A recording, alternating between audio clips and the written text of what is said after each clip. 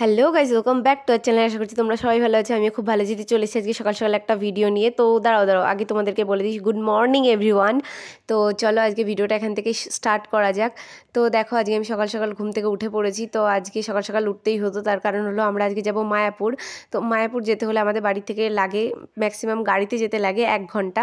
তো আমরা আজকে তো টোটোতে করে যাব, ওই জন্য আমাদের টাইম লাগবে 2 ঘন্টা। তো ওই জন্য আমরা তাড়াতাড়ি করে রেডি হয়ে বেরিয়ে পড়েছিলাম। এবার তোমরাও ভাবছো বলো যে আমরা কি করে গেলাম এতটা পথ টোটোতে করে। আসলে এটা আমাদের নিজস্ব টোটো, যার জন্য আমরা আর বাইরের গাড়ি ভাড়া করিনি। বাবা যেহেতু বলেছিল যে টোটো চলে যাবে মায়াপুর পর্যন্ত, ওই জন্য আমরা আর বাইরের কোনো গাড়ি ভাড়া করিনি।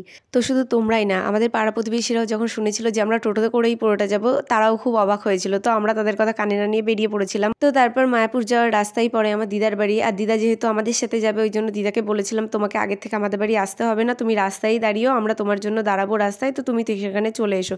তো দিদার জন্য আমাদের একটু দাঁড়িয়ে থাকতে হয়েছিল, কারণ দিদা তখন এসে পৌঁছেছিল না। তো দিদা আসার পরে আমরা বেরিয়ে পড়েছিলাম ওখান থেকে। তো কৃষ্ণনগর আসার পরে আমরা খেয়াল করি যে আমাদের গাড়ির হর্নটা বাজছে না। তো আমরা আগে একটা দোকানে দাঁড়িয়ে আগে হর্নটা ঠিক করে নিই, কারণ আমরা হাই রোডে উঠতে পারবো না যদি না আমাদের গাড়ির হর্নটা ঠিক থাকে। তো ওই জন্য আমরা আগে গাড়ির হর্নটা ঠিক করে নিয়ে তারপরে বেরিয়ে পড়েছিলাম।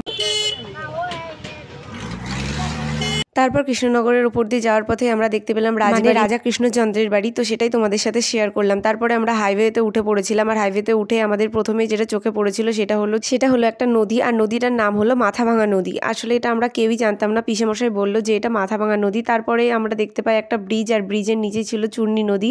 তো এই ব্রিজ নিয়ে একটা অন্য ঘটনা আছে, সেই ঘটনাটা তোমাদের সাথে আমি পরে শেয়ার করব।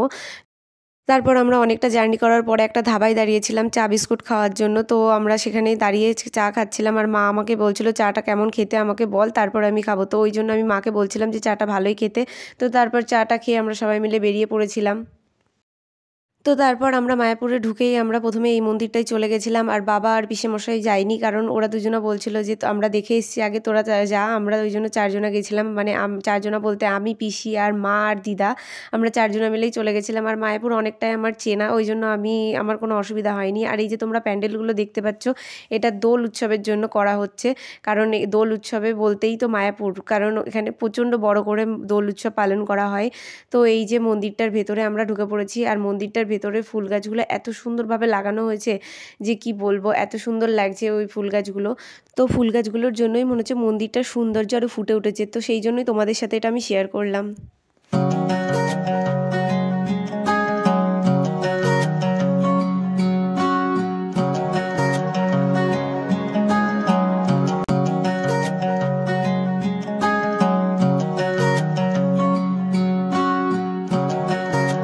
তো তারপরে আমরা এই মন্দিরটার ভেতরে চলে গেছিলাম। ওই বড় মন্দিরটার ভেতরেই কিছু ছোট ছোট মন্দির ছিল, সেই মন্দিরগুলোর ভেতরেই আমরা গিয়েছিলাম। আর সেই মন্দির ভেতরেরগুলোতেই কৃষ্ণ ঠাকুরের সব ছোটোবেলাকার চিত্রকলাপ সব আঁকা ছিল। তো সেইগুলোই তোমাদের সাথে শেয়ার করলাম।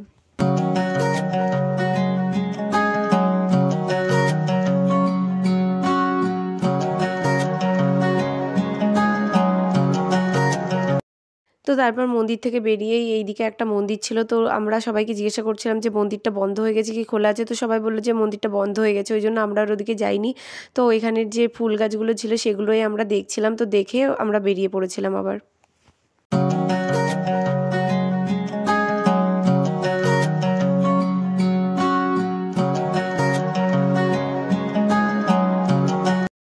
তো তারপর আমরা এই মন্দিরটায় চলে এসেছিলাম। আর এই মন্দিরটার ভেতরে সেরকম কিছুই ছিল না, তো আমরা তবুও গিয়েছিলাম। আর এই মন্দিরটার ভেতরে ঢুকেই আমরা দেখি যে কিছু লোক কীর্তন করছে, মানে বিদেশি যারা থাকে তারা কীর্তন করছে। তো এখানে একটা ফটো ছিল, ওই ফটোতে আমরা নমস্কার করে বেরিয়ে চলে এসেছিলাম, কারণ ওখানে দেখার মতন সেরকম কিছু ছিলই না। তো বেরিয়ে এসে আমরা আবার বেরিয়ে পড়েছিলাম নতুন মন্দিরের, মানে অন্য একটা মন্দিরে চলে এসেছিলাম। তো এই মন্দিরের ভেতরে কিছু কাচের প্রদর্শন ছিল, কারণ ওখানে মন্দিরের উপর লেখা ছিল যে এখানে কাচের প্রদর্শনের কিছু জিনিস আছে। তো সেইগুলো বন্ধ করা ছিল, কারণ হয়তো ওখানে কোনো কিছু ভেঙে গেছে বা কিছু হয়েছে, যার জন্য ওটাকে বন্ধ রেখেছিল। তো এখানের মন্দিরটাই শুধু খোলা ছিল। তো এই মন্দিরটাই প্রণাম করে নিলাম। তারপরে আমরা এদিকে চলে এসেছিলাম, কারণ এদিকে অনেক সুন্দর সুন্দর ছবি আঁকা ছিল, মানে মূর্তি টাইপের কিছু একটা করা ছিল। তো সেগুলোই আমরা দেখে বাইরে চলে এসেছিলাম।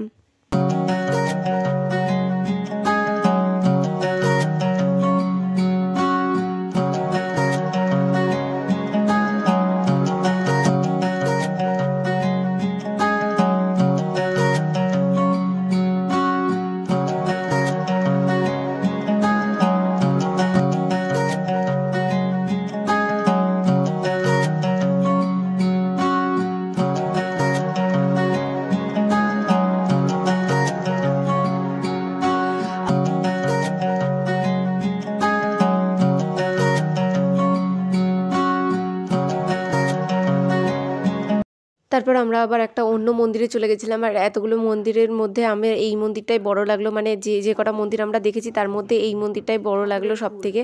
তো তোমরা যেই মন্দিরগুলো আগে দেখেছো অন্যদের ব্লগে, তো সেই মন্দিরের থেকে এই মন্দিরটা ছোট, কিন্তু মানে আমরা এখনও পর্যন্ত যে মন্দিরগুলো দেখেছি সেই মন্দিরের থেকে একটু বড় এই মন্দিরটা। তো এইটা হলো নরসিংহদেবের মন্দির। তো এই মন্দিরগুলো আগেও ছিল, মানে ছোটোবেলায় ছিল। আসলে এই তোমরা হয়তো অনেকেই চেনো না এই মন্দিরগুলো, মানে জানো না যে মায়াপুরে এরকম কোনো মন্দির আছে। তার কারণ হলো এখানের কিছু মানুষজন আমাদেরকে জিজ্ঞাসা করছিল যে এই মন্দিরগুলো নতুন হয়েছে। আমরা তখন বললাম যে না, এই মন্দিরগুলো আগেই ছিল, শুধু কিছু কাজ টাজ করা হয়েছে নতুন করে।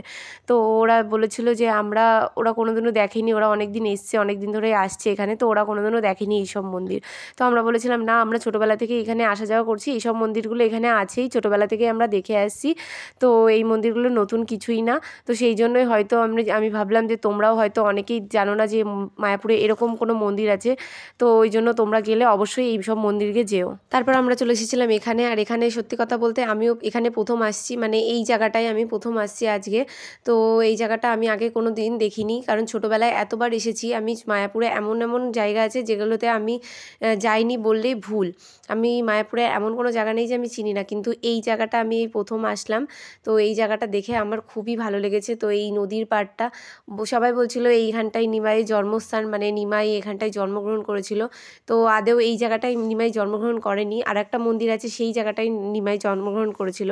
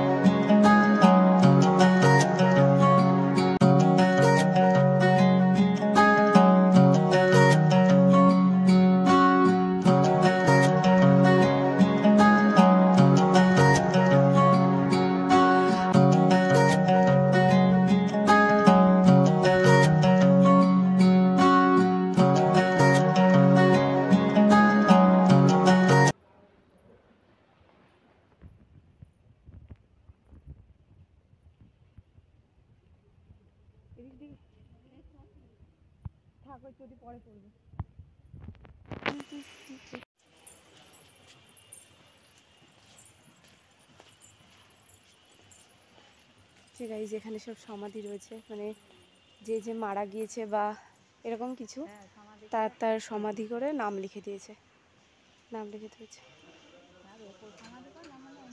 হ্যাঁ সমাধি দিয়ে ওপরে এরকম কিছু একটা করে তারপর নাম লিখেছে।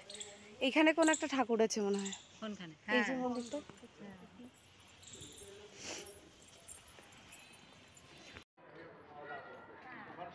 তো তারপর আমরা ওই মন্দির থেকে বেরিয়ে চলে এসেছিলাম গঙ্গার জল নিতে। আর গঙ্গার ঘাটে এসে এখানে দেখা হয় যে বড় মার সাথে, বড় মা বলতে মা কালীর সাথে।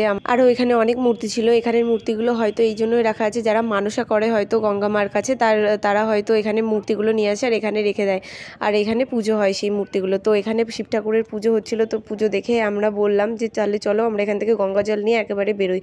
তো তারপর আমরা চলে গেছিলাম গঙ্গার জল নিতে গঙ্গার ঘাটে। তো এখানে দেখছিলাম যে সবাই মাথায় দিচ্ছে গঙ্গার জল নিয়ে, মানে যারা স্নান করবে না তারা শুধু একটুখানি ছিটিয়ে নিচ্ছে মাথায়। তো ওই জন্য আমিও নিচে নেমে গেছিলাম মাথায় গঙ্গার জল ছেটাতে।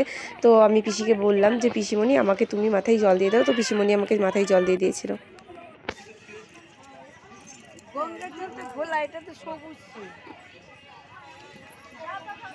তারপর ওখানে মাথায় জল দিতে বলেছিলাম পিসিমণিকে, আর পিসিমণি এমনভাবে জল দিয়ে দিয়েছিল মাথায় যে আমার পুরো সামনের চুলগুলো সব ভিজে গেছিলো আর মাথা দিয়ে চুয়ে চুয়ে মুখে জল পড়ছিল।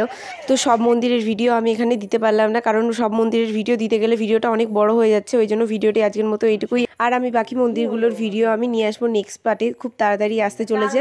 তো চলো ভিডিওটি আজকের মতো এইটুকুই। ভিডিওটি ভালো লাগলে like comment share and subscribe করে দিও। আর ফেসবুক থেকে দেখে থাকলে অবশ্যই পেজটিকে ফলো করে রেখো।